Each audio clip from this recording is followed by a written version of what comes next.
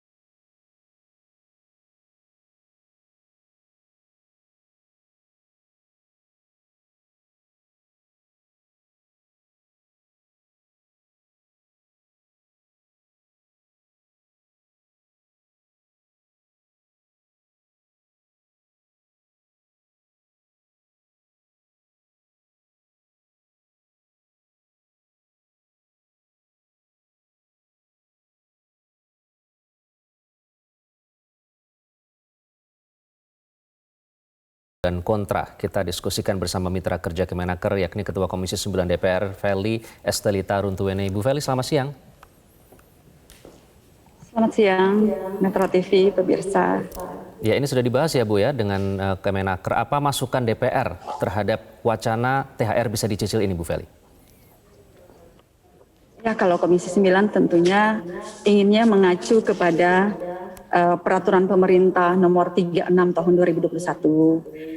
Kemudian turunannya di Undang-Undang Nomor 11 ya, Undang-Undang Cipta Kerja 2021 tentang Cipta Kerja dengan Peraturan Menteri Ketenagakerjaan Nomor 6 Tahun 2016. Kami mengacu ke sana. Kemudian dilihat dari kondisi pandemi yang ada, dari pihak pengusaha juga meminta biar ada kelonggaran. Nah, sehingga Menteri Tenaga Kerja di sini mengeluarkan surat edaran nomor M6H10001/5/2020 tentang pelaksanaan pemberian tunjangan hari raya keagamaan tahun 2020 dan 2021.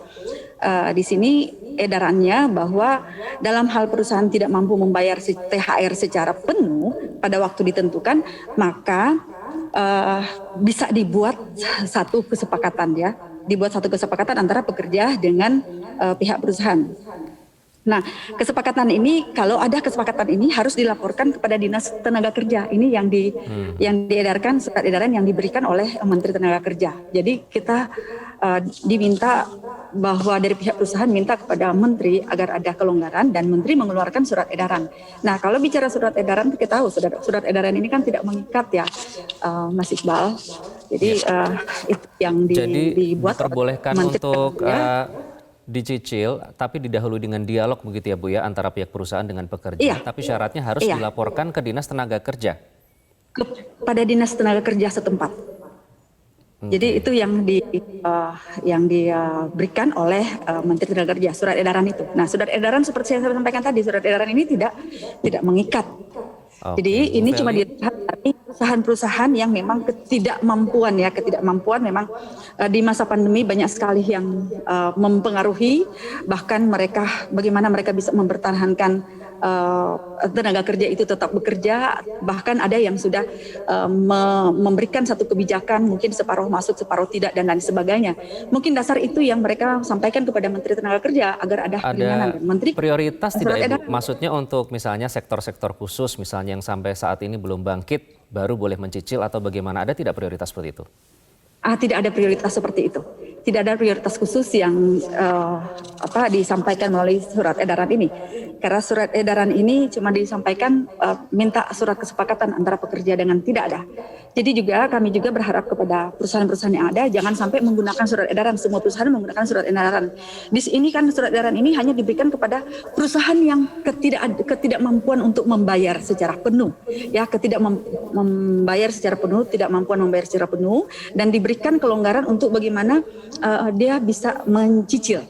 Yang seharusnya kalau kita bicara sesuai dengan peraturan perundang-undangan, dia tidak bisa memberikan dalam bentuk apapun melalui barang atau apa, tapi dia harus memberikan dalam bentuk uang.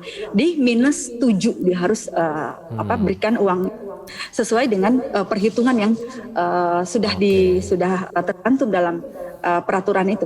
Baik, terakhir Bu Feli, ini kan sampai sekarang istilahnya banyak perusahaan dari beberapa sektor belum bisa bangkit. Ini apakah artinya sebenarnya perusahaan itu masih butuh stimulus Bu supaya tetap bisa memberikan THR penuh dan daya beli masyarakat tidak menurun begitu? Nah, apa yang sudah disampaikan juga tadi oleh mungkin rekan kami, Ibu Kurniasi, memang ini kalau misalkan dicicil.